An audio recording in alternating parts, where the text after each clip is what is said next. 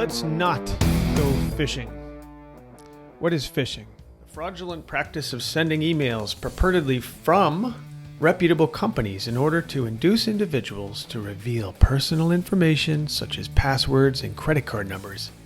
Let's start with the basics. Troublemaker X decides that they want to send out hundreds of thousands of emails to unsuspecting souls. This email is meant to fool you into clicking a link to either, number one, trick you into buying a product or service that is either A, legitimate but solicited, or B, fraudulent and harmful. Number two, lead you down a dark path. For example, dangerous organizations, pornography, dark web, political agenda-driven missions, etc. Or number three, simply unload a dangerous malware, application, or software to do damage to your device, devices, network, and or potentially spread through your community, company, your state, and eventually national network. Yes, these are often well-planned attacks from other countries to infiltrate national systems and grids. Here's a recent example. Well, here a client of mine got an email from this person saying, acting as though they're sort of like a friendly foe. Okay, so you've got this person here. Let's see, Rigers Rashiti, at directitcorp.com on behalf of Blue Ox Support.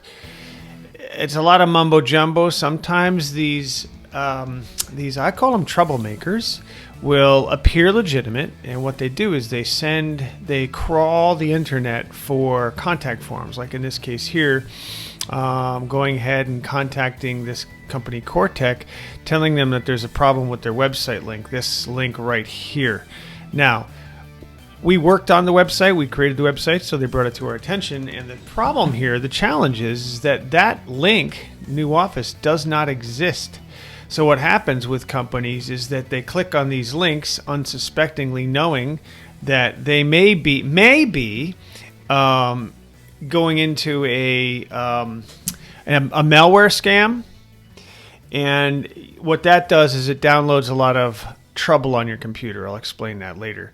But this is an instance here where that is incorrect. So you go to now I happen to double check this just in the back end of the website, knowing that there's no such page as New Office, and it does go to a 404 page here, and this brilliant person is pointing out that that's a broken link. So what happens next is that, let's say an unsuspecting client or person engages, they think, oh, let's contact this Direct IT, this real low-res, crappy logo.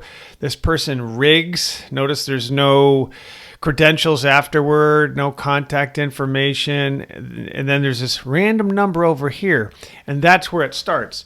Hey, Riggs, I noticed there's a problem with the website. What do we do to get started fixing that? And then they engage the relationship, they get on board, they go in and either do, I call it illegitimate business because they really had no right doing this, kind of scamming them to get into this. But more times than not, I've run into this where clients of mine anyway get into some big trouble because they're allowing these people, many of them are overseas in other countries, and they get in and they start spreading around spyware. And it's not just for companies. It's not just for local companies. This one's in Massachusetts, for example, right? This client of mine. And they get inside and they plug this malware in, and then it goes international, or it goes nationally. Because once they infiltrate the computer systems, they can get into the computer systems nationally. So that's a big problem. So this is one example I wanted to show.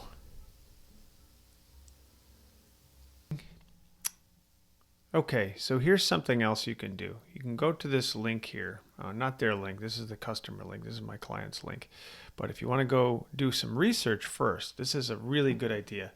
Is do your own sleuth work, do your own investigative work, and making sure that whatever link you're going to or whatever company you're going to is a legitimate link.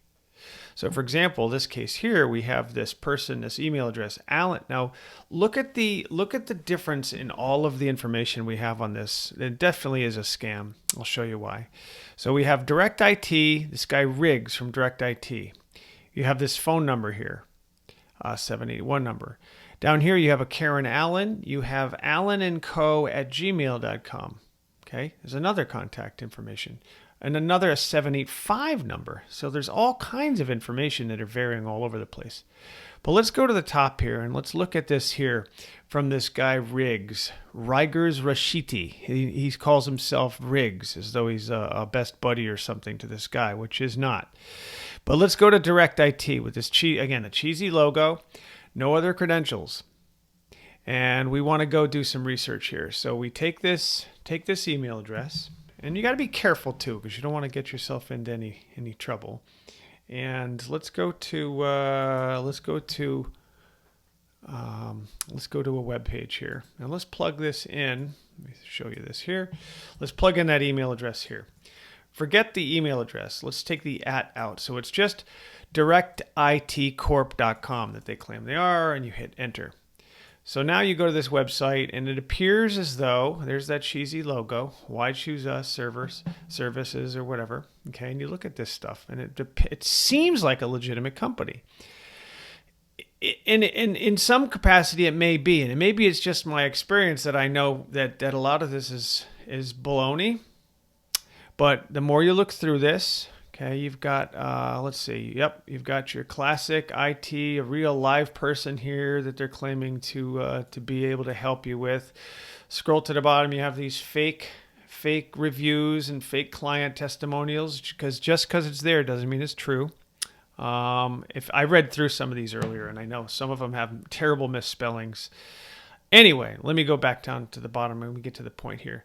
So now you've got Matt Wilson that you can call and all these different names. But let's go down to Emerson Road here. Let's look at their address. They say they're in Waltham, Massachusetts. So I go to 39 Emerson Road. I'm going to copy this address.